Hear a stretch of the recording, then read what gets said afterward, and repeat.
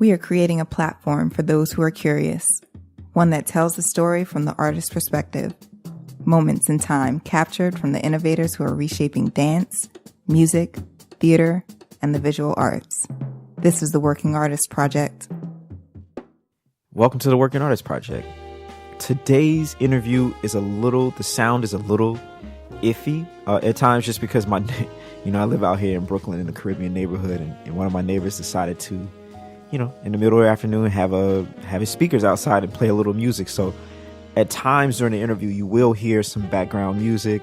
I couldn't do anything about it. I hope you don't mind. It's New York City, Today's guest is the incomparable, the amazing Judi Jackson. Judi is one of a kind. I mean, you're not going to meet anyone else like this human being ever. And it comes through her personality. It comes through her music. And we get into how she became who she is and how her music has taken the shape that it has, and how her journey has affected her as a whole. So, we delve into some real personal things in her life, her being adopted, her living in a shelter, and how all of that affected her music, how moving to New York and taking a different path, and then eventually moving to London. What people don't realize, if they've never undergone adversity in a deep way, they can have empathy for it, and they can think that they have, unless you really have. Like, I've really been through some crazy shit. You realize the real trick is, like, you can go through living in shelters, having divorced parents, being adopted, seeing people get, like, cut in front of you, like, living the hood, like, crazy. You can live through that. Then the older you get, it's like everyday shit. You just start to fuck up because you realize that you never learned some of those skills. And all I've learned is the older you get, you just have to learn. Because what happens is you get older and you think this shit is you're gonna figure it out. And you don't. You just get older. And you're just old and confused. I'm Darian Douglas, and this is the Working Artist Project.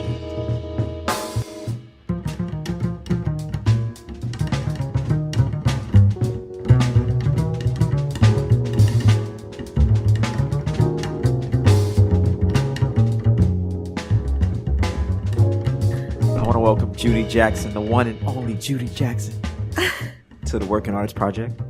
Hey, y'all. Hey, Darian.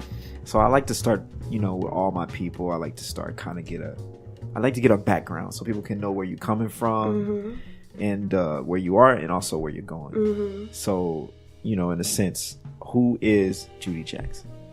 I don't know. That's a great question. I feel like we are always changing, we're always learning, we're always growing. So who I am today is going to be different than who I am tomorrow, than who I was yesterday. It's just an evolution.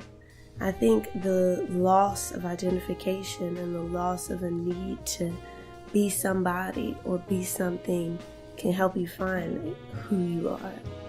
But thinking about it too much, for me, just kind of spirals into all of these just really sectored thoughts, like who am I?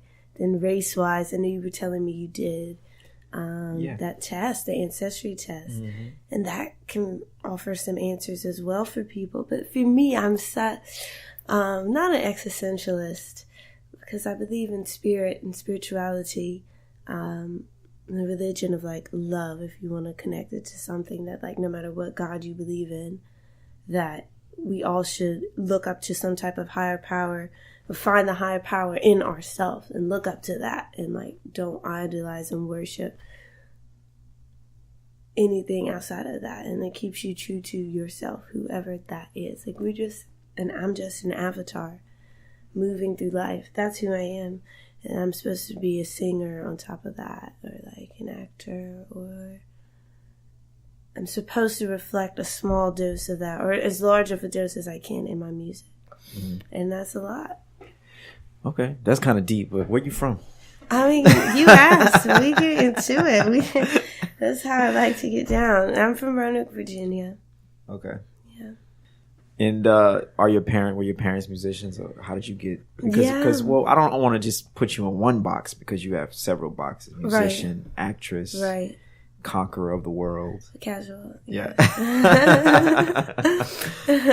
I just feel like acting strengthens the music, music strengthens the acting, so they all strengthen each other.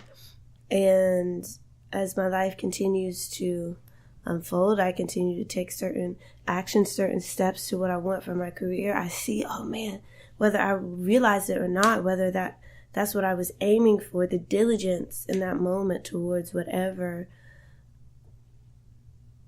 concentration, towards whatever art form I was working on at the time, it's all become one. And Michael Lee could listen to the EP, listen to Word That.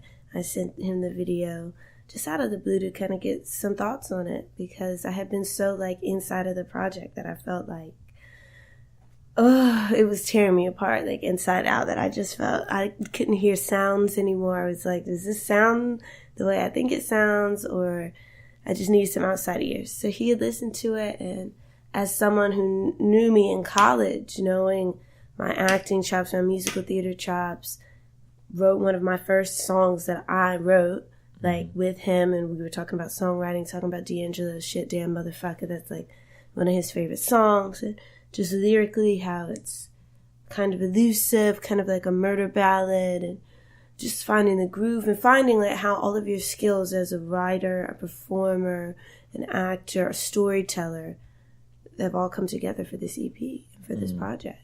Okay. Now, So, but how did you get to that? I started out in church, singing in church, singing for fun in church school. I went to Seventh Day Adventist school, Roanoke SDA Preparatory School. Okay. And they have like church plays, church choirs. I would do Hark the Herald Angel, where I was the star as Hark, which was actually a boy's part, but you know, I was looking like a little boy back then. It's fine, casual. We all grow into our you know, ourselves when it's time. So I played the boy role of Hark the Herald Angel. I think it's like a gender neutral role though in heaven, you know. You gender neutral, I think. How is it? You let me know. I've never been there, so I mean, really know. We're living in it right now. So I went there to that school, did that bit, like went off to college to study music, and then ended up changing my major to musical theater and acting. Okay. So double majored in that, and really just those 4 years were really developmental years in my life. I was like working my ass off. Practicing every day, which I still do, but in different ways. Like I practice, then I'm going to a allotted practice room, and sometimes when you're on the road and you're out and you're crazy hectic schedules, you can get it in whenever you can, or it's like a reverse, like you're working so much you have to rest. But anyways, once again, trying to answer the question. So I was doing church school plays, then went off to college, studied music and musical theater. Then moved to New York, got connected with people, obviously at the Tonys and like at the American Theater Wing, which is where I would study during the summer, and then did like summer intensive programs, went to the Tony Awards, networked with some different people there, did a few plays, networked in the jazz scene here, met Bruce Harris, who's like super influential, hooked me up at Jazz Lincoln Center, hooked me up with Richard Johnson at Jazz Lincoln Center, Doha. I went out there. You did a gig out there together. Yep. You were out there a few times. And yeah, that was a big learning experience for me as well, just having to do a gig like that intense of a gig that consecutively back to back really wears your chops and prepares you for the professional world of being a performer. One thing I want to talk about with you is finding your voice, because you did kind of have a checkered or like a winding road, you know. Like I like to think about life not in a straight line, but as a spiral. Yeah. Because you kind of never quite know what's going to happen, right? Yeah. So you didn't follow the traditional, like, quote unquote, jazz path. Right. For music, because I don't even know if I would call you a quote unquote jazz singer. It seems so limiting. Yeah, I don't really refer to myself as a jazz singer, but everyone apparently, that's the vibe seems to be. So when you also break it down, like I'm a businesswoman as well, and it's like marketing. So you create and you create and you pray that people can connect with what you're creating. You pray that people hear what you have to say, but like unless you are connected with and able to figure out what it is and who it is that's going to be marketing your sound, I think it's important. And we can be spiritual and we can be in depth and be artists, but be business people and know that jazz at this point, because the history of it is still always going to be alive and always going to be killing. And we always should learn and study and pass it on to next generations. But it's like, it's marketing. It's a marketing thing. If you're black and you're playing something that's not classical music, like straight up Chopin and fucking Beethoven and Handel, then it's gonna be jazz or hip hop, unless you're rapping. Like, if you're not, like, that's just what it is. So they put you in this box, but what I'm trying to get to is your journey to where you are now. And that's just even the beginning of the journey. Yeah. Right. Because what I'm saying is, when you moved to New York, I'm assuming, because now you live in London, but when you were living here, I'm assuming you were thinking you were going to go down the jazz path. Otherwise, you wouldn't have really been at Jazz at Lincoln Center and this and that. I was thinking so much, and then I wasn't. I was just letting things happen, which can be to your demise or to your greatness. But I just, like, I was auditioning a lot for musical theater stuff, and I was getting called back, and things were going well. But the work, I was getting paid to go and sing American songbook jazz, and I know how to do it, and it's something that I've been trained in and trained myself to do, and been surrounding myself with people that I really love and respect, and whose sound I absolutely adore, and want to learn everything I could from that. So when that time came, like, I was ready to do. I always knew I wanted to perform, no matter what platform was happening on, that had to be the center of it. And then, like, wherever that takes me, whether it's on the screen or on the stage, then yeah.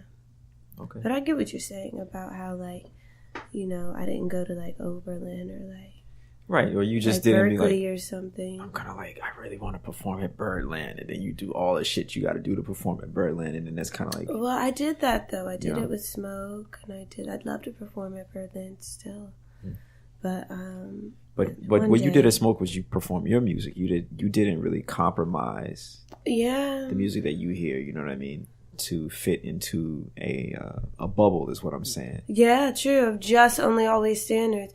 It's because I don't think you can be a real artist without reflecting the times, or without reflecting the human experience, because that's why people listen to music anyways. Like, if you only wrote about things that were super, super, be personal, but if you only ever wrote about things that were so personal to yourself that no one else could understand it at all, then that's cool if that's your vibe, but like, why are you putting the music out at all then? Right. Why? Because for me, that's what it's about, and that's what makes it even challenging the further up you go, is that the pop music, for instance, is like, I used to see it as a dirty word. I'm not going to lie. And I don't anymore, because I understand the influence of it as a language. Music is a language. So, like, I kind of understand Spanish. I kind of understand French, definitely more so now being in France and just being, like, surrounded by it for even the short amount of time that I was, just a few days. Right. But, like, the more you're immersed into a culture or a language or a community, the more you understand it. Right. So I've been in London, definitely hanging out with cats in the pop scene, in that hip-hop scene, in that neo-soul scene, jazz scene as well, where in New York I was definitely loving it, enjoying it, but hanging out with more so trad jazz, traditional jazz. Right. So then now my spectrum is broadened into, if I speak English, but I can, and I have the resource and the desire and the passion to speak French and Spanish and Greek, then I should just learn those languages just in case I'm ever in that country. I need to speak it. And it's like, Bruno Mars is pop, and he's killing it, and I love his work. Speak to the most amount of people possible while still maintaining the most amount of soul. That's all I can say. That's the advice I would give to, especially any up and coming Black artists. Like, so even the EP right now, I love it. I finally came at a point where I can say I'm happy with it, because I was like, it's my first thing putting it out. But I'm even more excited about the next thing. Like, this is just the beginning. Like, I have the next project already written. Oh, wow. And the date set to record it in London. And it's with a producer that I really love, an engineer I really love, who's a friend before anything. And, like, it's all about the learning curve. But I'm really just thank everybody. I thank you for the response that Worth has been getting. Yeah. Even when you rolled through, you were like, I fuck with it. Like, I'm proud of you. Sounds great, it man. Means a lot to me. Well, let's talk about it since you keep bringing it up. Oh, all right. So you got a new EP. Yeah. It's called Worth It. Oh, the name of the EP is Blame It On My Youth. Okay. And I'm about to drop a teaser video for that today, so stay tuned. Word, okay. Yeah, my phone's blowing up right now. That might be what it is, because there's a time difference, so like, sometimes you don't know what's happening. Right? It's like 5 hours. I'm like, wait, what? Yeah. Yeah. But it's called Blame It On My Youth. Is the name of the debut EP, right? Okay. It's got about 5 tracks, 2 interludes.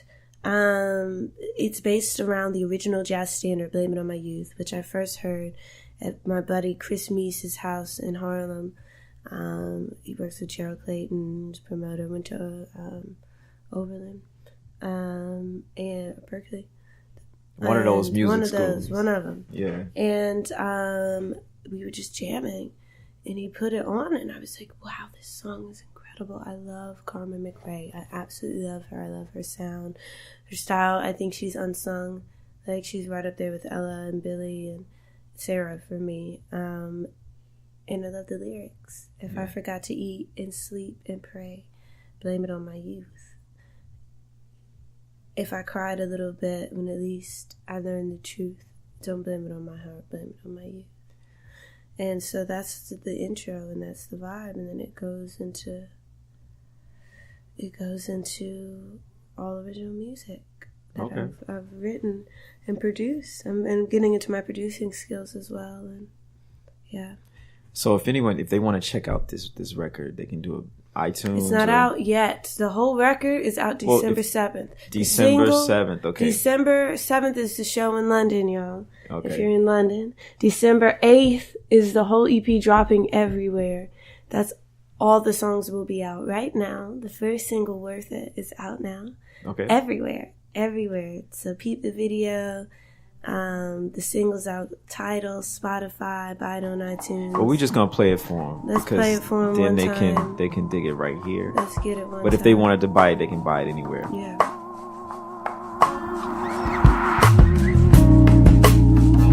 I've been down, and I've been broken, but it's love that keeps us hopeful. Every day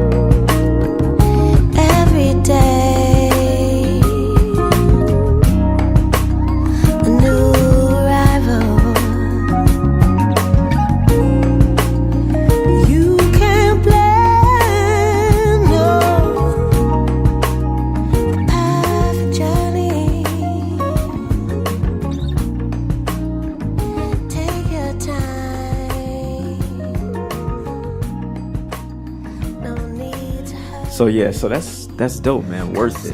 Like, what are the inspirations for that song?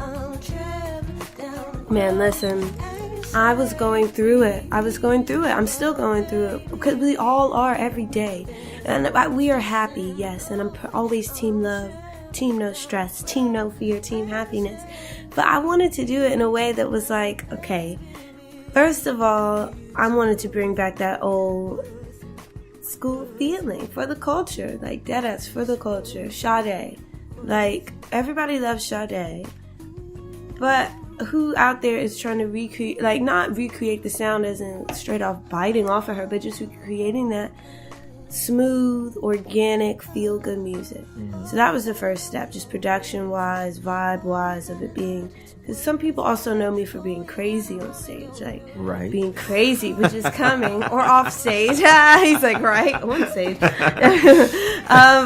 some people know me just for being crazy, and so that was a bit of a shock. They were like, not a bad shock, but that's where that's coming from, to be like, this is another side of me. I'm not only wild all the time, you know, I don't have to like always do that. So that was a big part of it, just being real with that initial movement. Lyrically, no stress, no fear, I'm traveling down the road, ain't say it be easy, but baby believe me, it's worth it. It's like, I've been down, I've been broken, but it's love that keeps us hopeful. Every day is a new beginning. See the sun and let it shine in. It's like, that's an anthem. I just wanted to write an anthem for people to want to get out of the bed in the morning, because that's all we're looking for at the end of the day. It's just a hug, to be loved, to be respected, and to be heard. I just wanted to feel a good song. A song that felt good. A song that is like, this is the intro.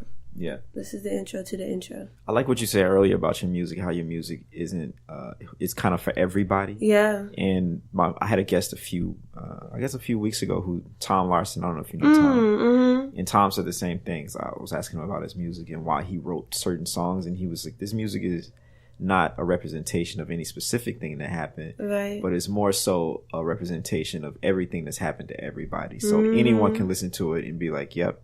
You know what I mean? So it's their song and not his song, you know? That's right. It's our song, man. And there's some personal shit. And my dad, this is why when people hear the EP, you're going to hear him. I'm adopted, you know? You're like, where are you from? Are your parents musical? My biological dad is a drummer, a conga player. My biological mother plays piano.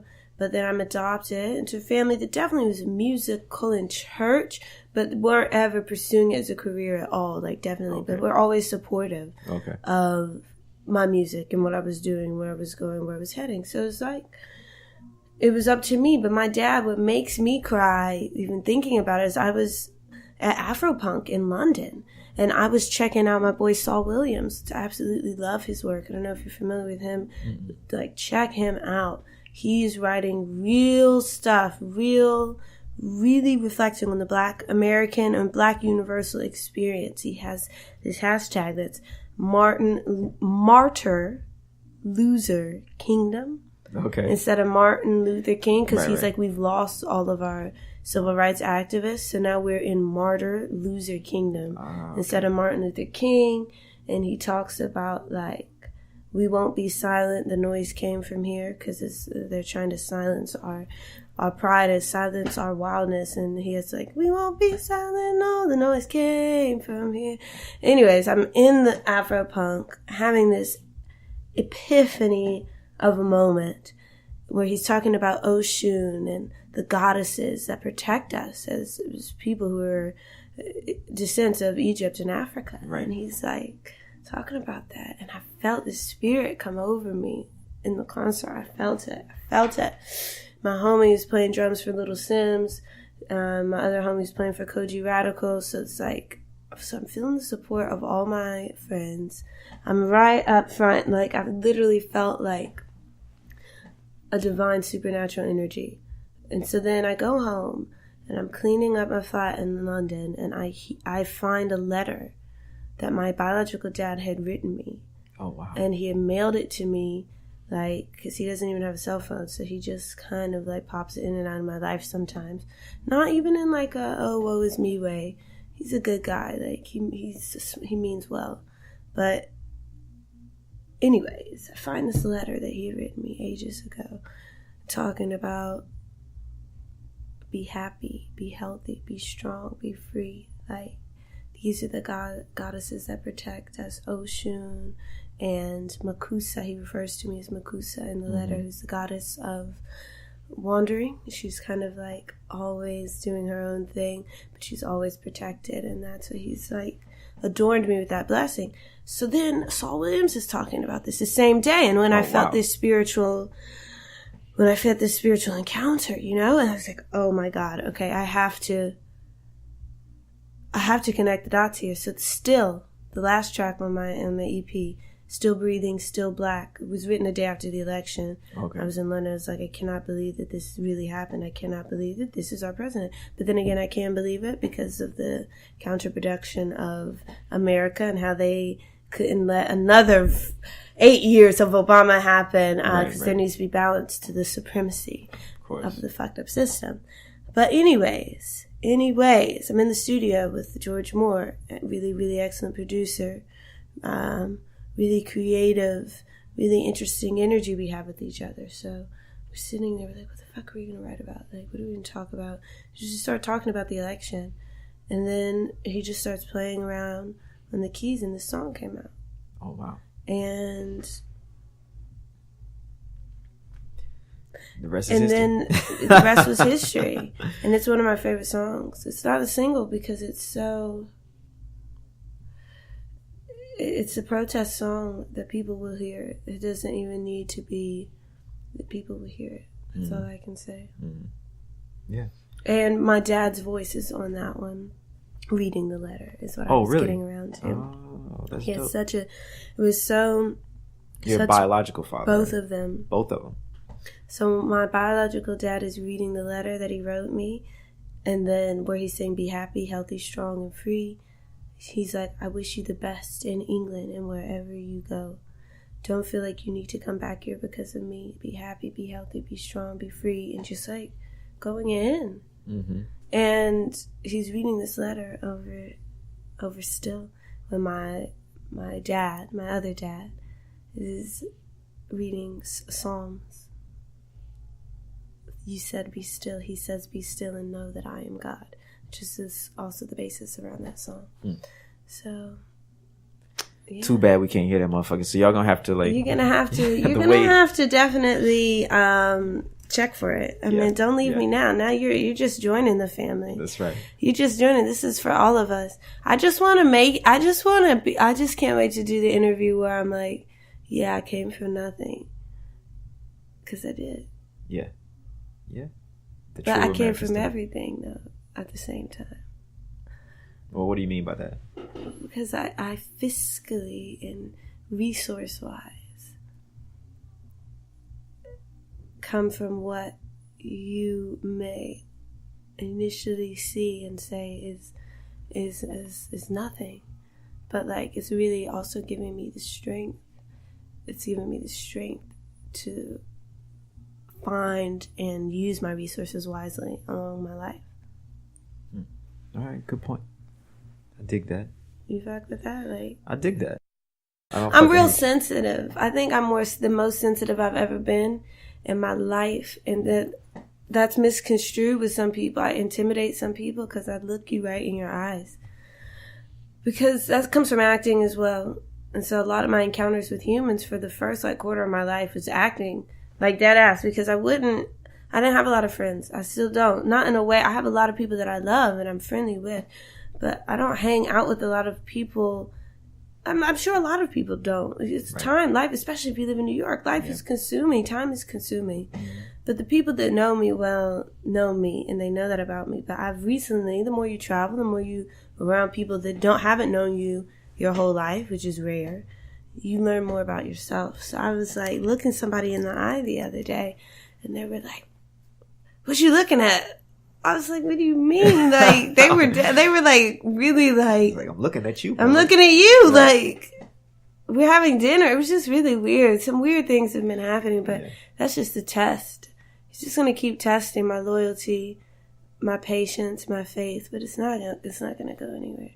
My dad's sister committed suicide and she was like 18, you know? It's hard. It's like, so there is definitely, life is hard, but I'm not going out like that.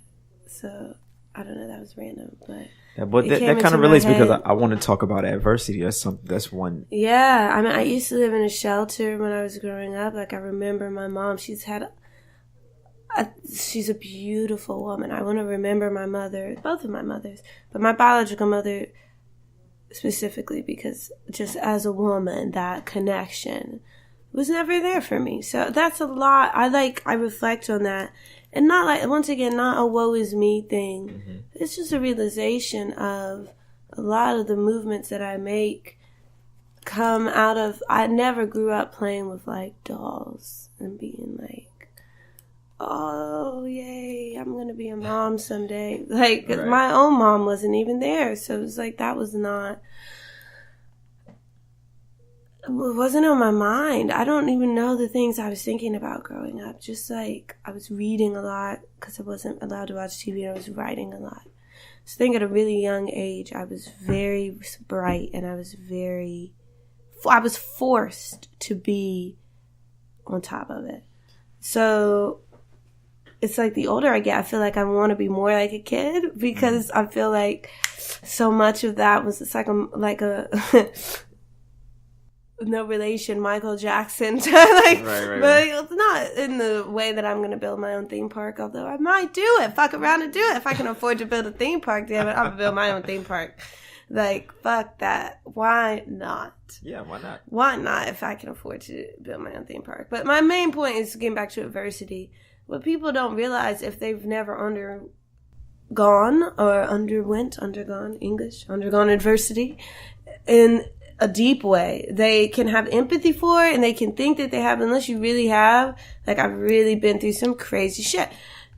You realize the real trick is, like, you can go through living in shelters, having divorced parents, being adopted, seeing people get, like, cut in front of you, like, living the hood, like, crazy. You can live through that. Then the older you get, it's like everyday shit that you just start to fuck up, because you realize that you never learned some of those skills. But in college, that's where I started to hone, like, going to college is one of the best things for me, because you're living on your own, and on your own in the real world, kind of, not really, because you're still in a protective world, but it's still, a way where you find your own beliefs, your own values. Who are you as a person? As you were saying, who are you? Right. But for me, that who are you is the detachment of being anything. That is who you are. Yeah. Detaching yourself from, obviously, I'm standing up for the Black movement right now, like, because it's, what my thing is, like, it's out of sight, so it's out of mind, but it's really a lot of problems still out here.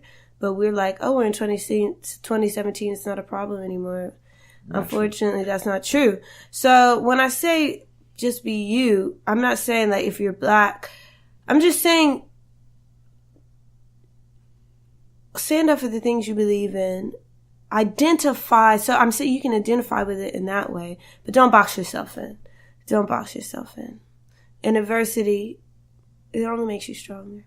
I know I got a bit sidetracked, but no, that's dope. Adversity only makes you stronger. It really does. Like, and all I've learned is it's the older you get, you just have to learn because what happens is you get older and you think this shit is you're gonna figure it out, and you don't. You just get older, then you're just old and confused. So you might as well just get to living. Oh man, you learned that lesson quick. Like, I got to that when I was like 30. I was like, wait. It's just, I'm like, oh, so I've been through so much shit. I'm like, oh, some more crazy shit's gonna happen. It's like, well, actually, not if you don't want it to. Like, that happened to you. Those were all out of my control. Now, some things are still out of my control, many things. But now this is my life. Like, if I don't want to be living in a shelter, I'm not gonna live in a shelter. Like, so those things that are in my control, I'm going to control those. And the other things that you can't, those are the ones that you just going to be like, I dodged that today. I'm good another day. And don't overthink it. Cause I do that. I'm telling you, I'm preaching to the choir. So I feel even just saying that out loud, I feel it. I feel, that's all you can do. People get lucky, and then the success based on their luck then they just use whatever luck that they had. They use the literal facts surrounding their luck to give you a guidebook to their success. You have to be successful for yourself. And then you, of course, inspire people. But I truly believe that a lot of success is in preparation, for sure. Being ready, like being on your game. But luck and resources. Yeah. Preparation plus opportunity. That's sure. my equation for success. Yeah. But all right, I want to play a game. I call this game the word game. Uh-oh. And so I'm going to say random words, and then you're going to tell me the first story that comes to your mind. Okay. After I say the word. Okay. Naysayers. I mean, just haters. People that, for whatever reason, don't want to see me do well, either because they came from nothing too, and they're haters, and they're like, why couldn't I get my shit together? Why couldn't I, work hard? I work hard. I play hard too. I work very hard, or I wouldn't be able to do the things that I do. And I think it's just a lot of hate around the fact that I make it look easy. Like, those are the naysayers. Mm-hmm. I don't know. Or around the fact that I didn't take a traditional path, and some people are like thinking that their answer, but like that's the key right there, is if it's not working for you, doing that same shit every day, do something different. That's what you did. Do something different. Like, don't be hating on how somebody got to a certain point. Find out who their management is and try to get on their team. Yeah, there it is. New growth. My afro. And how it took me years to grow this motherfucker out. And then I went to the fucking Dominican salon and they permed it. And I'm mad as fuck. That's why I've been wearing this scarf on my head. They did it before Jerome, though. But my hair was kind of cute for that. But they put some weird-ass little texturizer in it. My hair was so thick. So thick. You saw me. Yeah. Oh, they just did this you seen me through all the stages. You saw me before they did it. Yeah. When I was outside of Smalls with my boo. Yeah. Did I miss you, boo, if you're listening to this. And when we were outside of Smalls, that was it in its full fro form. Right? Yeah, I remember. Then... Jerome, you weren't at, because you sneak dissed me and didn't come. Oh my God. But you saw pictures, and then that was after they had done it. And this is, you see, it's the roots. It's still long, but I don't want my hair growing down. My hair grows up. It's a new growth. Just shave your head, man. No, it took me 2 years. I have too much hair to just shave my head. My hair is long. Don't matter. All right, next word. It does matter. Love. I'm in love for the first time in this way in my life, and it's beautiful. I really love my partner. He's an incredible person. He's an incredible human being. And we work together, so it's a lot. But I think we do well. We kicking it old school. Bobby and Whitney vibes, minus all of the extra shit. Or plus, I don't know.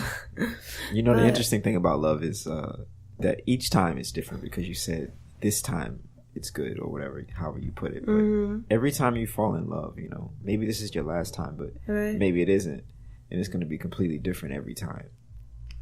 Right. So, love is the one thing that has no limitations on any aspect of it, So, that's my 2 cents. Yeah. About love. And we've talked a lot about love, just especially being out in Doha, having all this 3 meals a day, bound to run into you at least once a day. And it's like, we've talked about this in relationships and how lust is different than love, which is something I'm learning as well the older I get. Just like, I love and lust is 2 different things. You can love somebody with your whole heart, and you can still be lusting after somebody. It's actually human nature. Mm-hmm. But love is a choice. That's what we had talked about before. Yeah. How love is a choice. 100%. And so I love him naturally from day one. And then things like life is just, there's so many variables out here. There are so many variables that affect us as individuals, and therefore inconsequentially are going to affect us in relationships and as partners, because those individual things that happen to us just vibrate into our relationships. So you just have to choose what you're going to let in and what you're not. Choose who you're going to let in and what you're not, and build a life together. Man, get deep. Listen, I don't have time for anything else. Straight in. Straight in, baby. Straight in. 100%. What's important to you? Love. Other than love. You asked me, and I'm going in order. All right, go on. So love is first. Okay. Sex is important to me. Money is important to me because I know how difficult it is to not have money. People, Drake vibes, people with no money act like money isn't everything. Right. It's true. I'm on my Bob Marley shit that like happiness is important. It is. Being happy, healthy, and strong and free is the most important thing. And that is all enveloped into love for me. Because if I'm happy, then that's love. If I'm healthy, that's love. If I'm strong, that's love. And if I'm free, that's love. And then it manifests itself in different ways. Yeah. But being happy, healthy, strong, and free is the most important. And that's love. Like sex is a spiritual thing. That's love. But can also be the lust. But if I'm saying what's most important is the love, not the lust. Right. So that would be enveloped with sex as well. Money, just because I just know I want to be able to send money to my family. Like, I want to be able to buy my mom nice things. Like, I've gotten her some stuff from different countries that I've been to, like Spain when I did the Sevilla Jazz Festival, or Doha even, or wherever. Just little souvenirs, but I want to be able to buy her like a car, something, like right. I don't even have a car. I don't want a car because I don't even drive like that. But like, I want to be able to buy her a car. So that's why money is important to me, because of the things that is a tool I know it can do, to be able to start up a fund for like adopted young girls who were in the system. Like, I wasn't even in the system, which some could say is better or some could say is worse.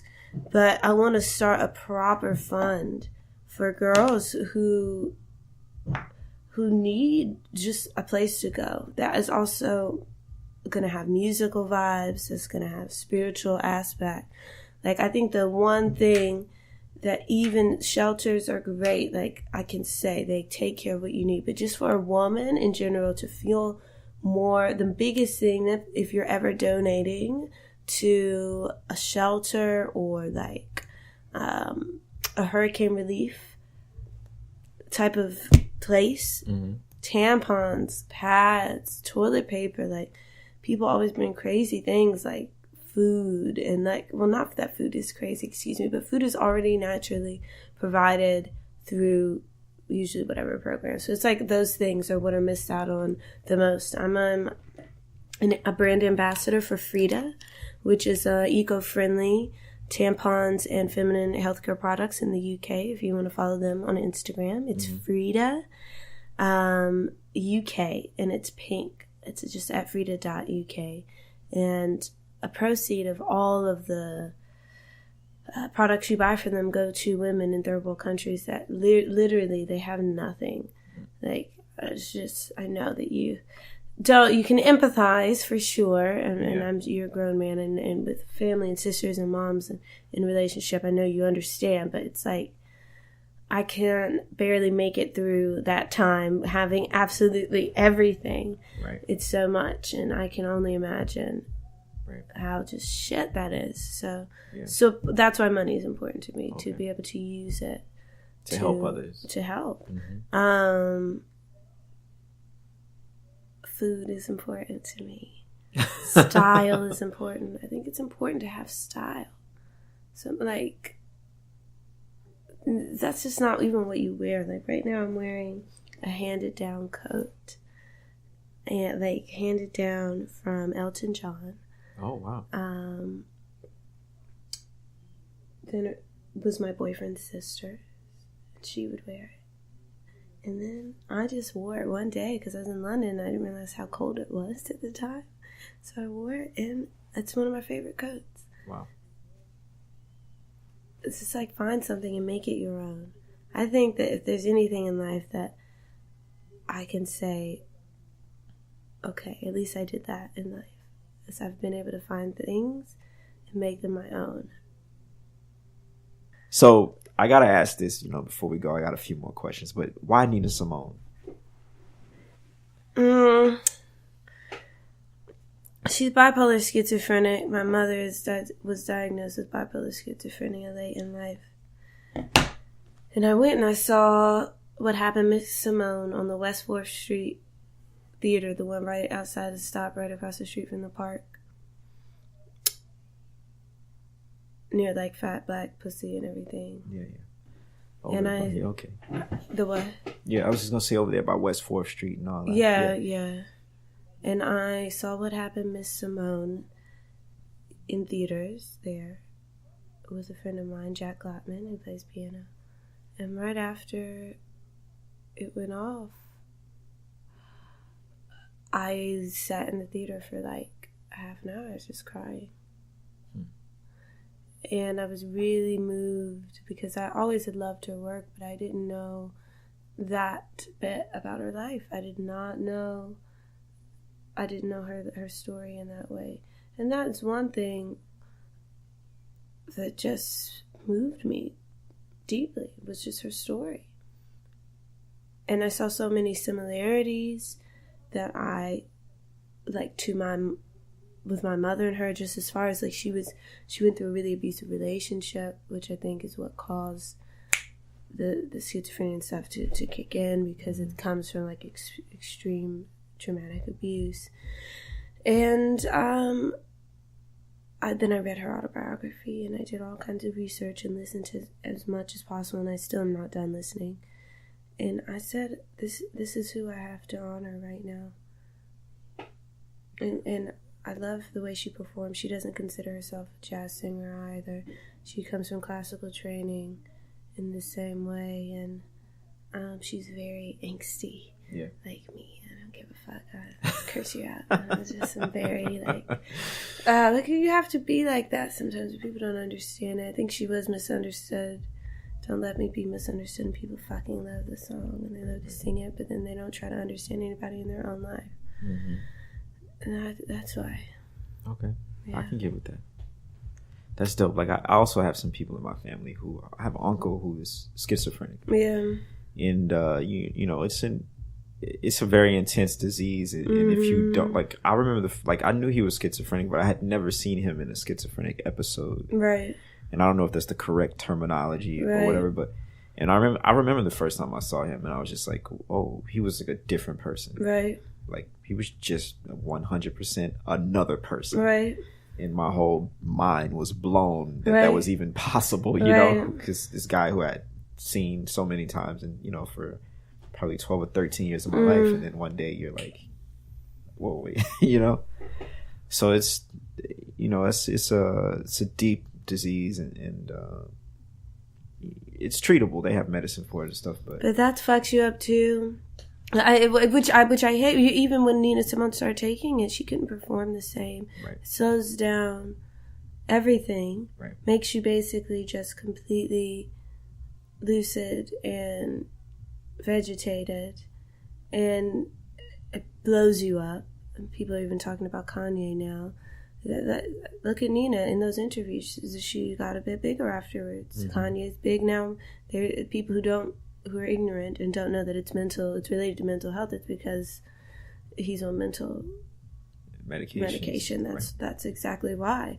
My mother as well. And I remember just seeing photos of her and not even recognizing she's so lovely and so beautiful, but you know what I mean? I just was like, it's just, not even to say it's a shame, because she's happy, she's living, she's healthy and strong and free. I wish that for her, but I know it's best for her safety that she's in a home and free at a certain age. Is like, everyone needs to be looked after.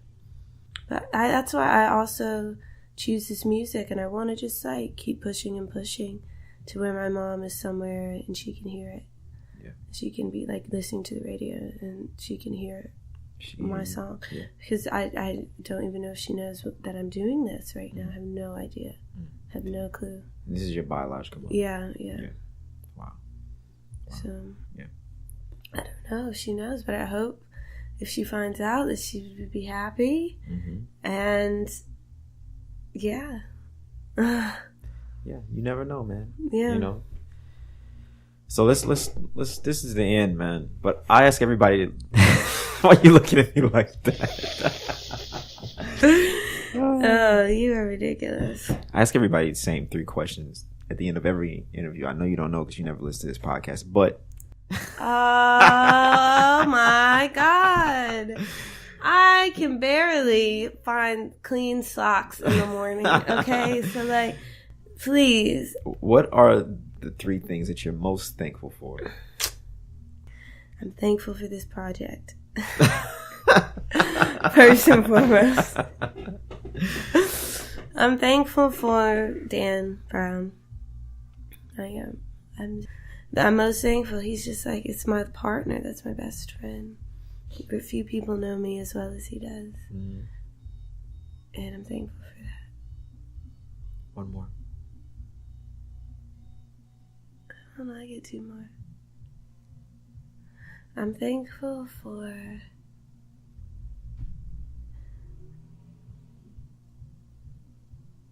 sunshine. It's one of my favorite things. When I have the sun, I'm happy. I'm thankful. I'm just thankful to be alive. I'm thankful to be happy, healthy, strong, and free. Truly. I dig that. Yeah. Well, this is it, man. Thanks for coming on the Working Artist Project. You're killing me, Smalls. Peace out, Working Artist Project. Peace, blessings, love, team no stress, baby. There it is. You heard it here first. Judi Jackson. Fuck off. Wait, before we go though, I do want you to plug your social media. Oh yeah.